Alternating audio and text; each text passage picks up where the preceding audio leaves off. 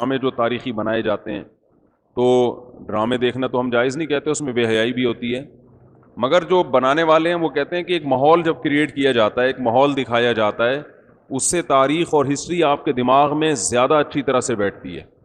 تو Tayyip Erdogan نے drama بنایا نا، ارطغرل، بڑا مشہور ڈرامہ چل رہا ہے، بہت دنیا دیکھ رہی ہے، میں ڈراموں کو جائز نہیں کہتا، لیکن جو لوگ فلمیں دیکھ رہے ہیں پہلے سے بے حیائی کے کاموں میں پڑے ہوئے ہیں اور غلط غلط چیزیں دیکھ رہے ہیں، تو ہم ان کو کم از کم یہ مشورہ دیتے ہیں کہ یار انڈین فلمیں دیکھنے سے بہتر ہے یہ جو آج کل وہ ڈرامے جو ہمارے فیملی سسٹم کو تباہ و برباد کر رہے ہیں، جب تم نے دیکھنا ہی ہے تو کم از کم ایک کم درجے پر آ جاؤ نا، اس کو دیکھ لو، تو اس سے تو پھر بھی بہتر ہے کہ کم از کم تمہیں ہسٹری تو پتہ چلے گی، کم از کم تمہیں یہ تو پتہ چلے گا مسلمانوں کی تاریخ کیا تھی۔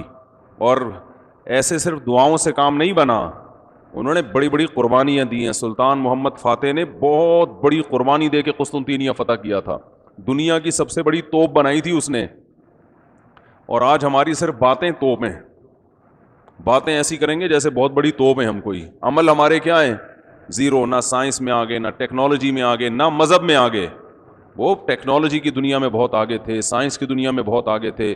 سلطان محمد فاتح نے جب قسطنطینیہ کو فتح کرنے کا ارادہ کیا، استنبول کو، نبی کی پیشگوئی تھی کہ میری امت میں جو طبقہ استنبول جو فتح کرے گا نا وہ جنتی ہے، تو صحابہ کے دور سے کوششیں ہو رہی تھیں، اور استنبول میں 1000 سال سے خلافت قائم تھی عیسائیوں کی، اور اسے کوئی فتح کر نہیں سکتا تھا۔ ابو ایوب انصاری رضی اللہ تعالیٰ عنہ گئے، وہ نہیں فتح کر سکے، ان کی قبر وہیں بنی، بڑے حملے ہوتے رہے، اتنی چوڑی دیوار، اتنی چوڑی دیوار میں نے خود دیکھی ہے، اس کی میں نے ویڈیو بھی بنائی تھی، اور اتنی لمبی دیوار شہر کے گرد کہ اس کو ناممکن اسباب کی دنیا میں، ایئر اٹیک تو ہوتے نہیں تھے نا اس زمانے میں، جانا تو پیدل فوج نہیں تھا، جائے گی کہاں سے بھائی، چڑھے گی کیسے اس پہ؟ سیڑھیاں لگا کے جو چڑھتے تو اوپر انہوں نے گرم تیل گرم ہوتا تھا، اس کے دیگ رکھے ہوئے ہوتے تھے، تو وہ دیگ الٹتے تھے تیل ڈال ڈال کے، کوئی چڑھ نہیں سکتا تھا، بہت زبردست ڈیفنس تھا، کوئی میلی آنکھ اٹھا کے دیکھ نہیں سکتا تھا، اور جتنی لڑائیاں ہوئی سب ناکام ہوئی تھیں۔ سلطان محمد فاتح نے کہا بھائی نبی نے خوشخبری دی ہے، ہم فتح کر کے چھوڑے گا۔ پھر وہ مشہور واقعہ ہے، اس نے کیا کیا کہ خشکی میں کشتیاں چلا دیں، سارے جانور راتوں رات ذبح کیے، ان کی چربی پگھلا کے پتھروں پہ بچھائی گئی ہے، اس پہ سمندری جہاز بٹھا کے، وہاں میں جب ترکی میں گیا ہوں تو اب دیکھو یہ چیز کتابوں میں بھی بتائی جا سکتی تھی نا، لیکن وہاں طیب اردگان نے کیا کیا ہے، میوزیم بنائے ہیں، ان میں یہ پورا منظر دکھایا جاتا ہے۔ خدا کی قسم ایسا ایمان بڑھتا ہے کہ چیخیں مارنے کا دل کرتا ہے، ایسی جو علماء بھی گئے ہیں نا، بنوری ٹاؤن کے ایک شیخ الحدیث گئے تھے، وہ کسی نے بتایا وہ رو رہے تھے چیخیں مار مار کے، جو جاتا ہے یہ منظر ہوتا ہے، وہ جب دکھاتے ہیں نا اپنی آنکھوں سے، بھائی کیا منظر، اور کیسے وہ کشتیوں کو راتوں رات خشکی پہ لے کے چلے ہیں، اور خشکی پہ لے جا کے پیچھے سمندر میں اتارا، اور سامنے سے بھی اٹیک اور پیچھے سے بھی اٹیک۔ انگریزوں نے لکھا ہے، گوروں نے ہسٹری میں، کہ یہ اسباب کی دنیا میں ممکن نہیں ہے، بہت بڑا کارنامہ انہوں نے سر انجام دیا، اور راتوں رات۔ تو یہ ہماری تاریخ تھی جس کی وجہ سے ہمیں عروج ملا تھا۔ آج ہم صرف پیڑے کھا رہے ہیں، باتیں ٹھوک رہے ہیں بیٹھ کے، صحیح ہے نا؟ بزرگوں پہ طنز، علماء پہ اعتراضات، ایک دوسرے پہ کیچڑ اچھالنا، فرقہ پرستی، ان چیزوں میں ٹائم ضائع ہو رہا ہے، اور کوئی موٹیویٹ کرنے والا نہیں ہے، کوئی تعمیری کام کرنے والے لوگ بہت تھوڑے رہ گئے ہیں، اور ٹیکنالوجی کی طرف تو توجہ ہی نہیں ہے۔ یونیورسٹی میں جو لڑکا مذہب پہ چلتا ہے، سب کی بات نہیں کر رہا، ایجوکیشن میں سب سے پیچھے وہی ہوتا ہے عام طور پہ، اسی کی شکایتیں آ رہی ہوتی ہیں، یہ چونکہ نمازی ہے لہذا نمبر سب سے کم اس کے آتے ہیں۔ نمازی کے نمبر تو زیادہ آنے چاہیے بھائی، جو تبلیغ میں وقت لگاتا ہے اس کو تو ایجوکیشن میں زیادہ آگے ہونا چاہیے، یہ تو ہمارے مذہب کا حصہ ہے۔ صحابہ کرام نے جو ملکوں کے ملک فتح کیے، اور جو ہمارے تاریخ میں فاتحین ملتے ہیں، سب سے پہلا بحری بیڑا حضرت معاویہ نے بنایا ہے۔ سمندر پہ سب سے بڑی فوج جو اس وقت اتاری ہے، وہ کس نے اتاری ہے؟ حضرت معاویہ رضی اللہ تعالیٰ عنہ نے، اور نبی نے پیشگوئیاں سنا دی تھی پہلے کہ سمندر کی لڑائی ہوگی، اس میں جو شہید ہوگا اسے میں جنت کی خوشخبری دیتا ہوں، اور آپ صلی اللہ علیہ وسلم نے سمندر میں شہید ہونے والے کو زیادہ بڑا شہادت کا درجہ عطا فرمایا۔ میں نے تو سمندری لڑائی کے فضائل پر احادیث جمع کی تھیں. ایک میرا بیان ٹوٹلی اسی پر ہوا تھا. سمندری لڑائی کتنی اہم ہے. نبی کو معلوم تھا میری امت سمندروں پہ بھی چلے گی.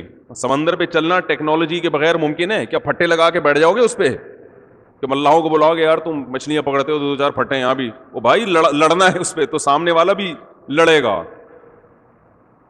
تو نبی صلی اللہ علیہ وسلم فرمایا جو سمندری لڑائی ہے, جو شخص سمندر پہ جہاد کرے گا اس کے جو چکر آئیں گے نا اس پہ بھی اللہ اس کو اجر دے گا. بڑی خوشخبری ہیں اس کے گناہوں کی معافی کی, کیونکہ آپ کو پتا تھا کہ امت جب تک سمندر پہ کو فتح نہیں کرے گی اور سمندر پہ سفر نہیں کرے گی یہ اس دنیا پہ حکومت نہیں کر سکتی. تو حضرت معاویہ نے جو پہلا بیری بیڑا بنایا اس کے امیر کو امیر البحر کہتے تھے. بحر کہتے ہیں سمندر. یہ امیر البحر کی ٹرم یہ انگلش میں منتقل ہوئی ہے جس کو ایڈمرل کہا جاتا ہے. بہت ساری فوجی اصطلاحات اور سائنسی اصطلاحات عربی سے انگلش میں ٹرانسفر ہوئی ہیں, عربی سے انگلش میں گئی ہیں. آج میڈیکل سائنس میں بہت سے الفاظ ایسے ہیں جو عربی سے انگلش, مسلمان سائنسدانوں کے تھے وہ, لیکن اب دیکھو حال کیا بنا دیا. ایک نمبر کے سست نمازیوں کی حالت تو دیکھ لو جا کے. سب سے سست ترین جو ہوگا وہ دیندار بنا ہوا ہوگا. سب کی بات نہیں کر رہا, ڈاکٹروں میں ہم نے بڑے اچھے اچھے دیندار دیکھے ہیں, سائنسدانوں میں, ایٹمی سائنسدانوں میں تو دیندار زیادہ ہیں الحمدللہ, لیکن میجورٹی کی بات کر رہا ہوں کہ پتہ نہیں ہمارے ذہن میں یہ کچھ ایسا کسی نے, شیطان نے بات ڈال دی ہے کہ ہم نے صرف جو ہے ایک طرف کو فوکس کیا ہوا ہے, دوسری طرف کو ہم نے بالکل نظر انداز کر دیا ہے. تو بھائی جس طرح سے دین کی تعلیم انتہائی ضروری ہے, اس کی کوئی اس کی اہمیت کی کمی کا انکار نہیں کر سکتا. انگریز جو تباہ ہو گئے نا, فیملی سسٹم تباہ ہو گیا, زنا معاشرے میں پھیل گیا, والدین اولڈ ہوم میں, وہ وجہ کیا؟ مذہب نہیں ہے نا, مذہبی تعلیم نہیں ہے. لیکن ہم جو معاشی لحاظ سے تباہ ہو گئے اور ترقی میں پیچھے رہ گئے, وجہ کیا ہے؟ مادے پہ محنت نہیں کی ہے. تو دونوں محنتیں ضروری ہیں. داؤد علیہ السلام کو روحانی ترقی بھی ملی اور اللہ نے آپ کے ہاتھ میں لوہا بھی پگھلایا.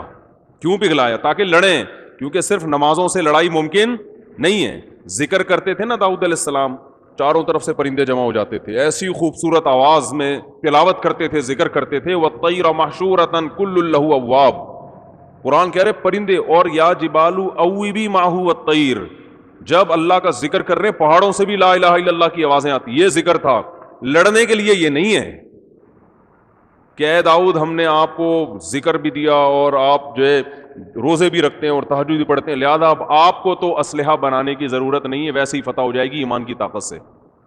نا نا نا نا نا, زرہیں بناؤ, قدر فی السرد, صحیح ہے نا, کڑیاں بناؤ, فوج تیار کرو, لڑائی کے لیے اصول بولتے کیوں نہیں بھائی, کچھ اور ہیں. تو دونوں چیزیں نہیں ہیں. داؤد علیہ السلام, سلیمان علیہ السلام کے گھوڑے بھی تو تھے, انہیں کیا ضرورت تھی گھوڑوں کی بھائی؟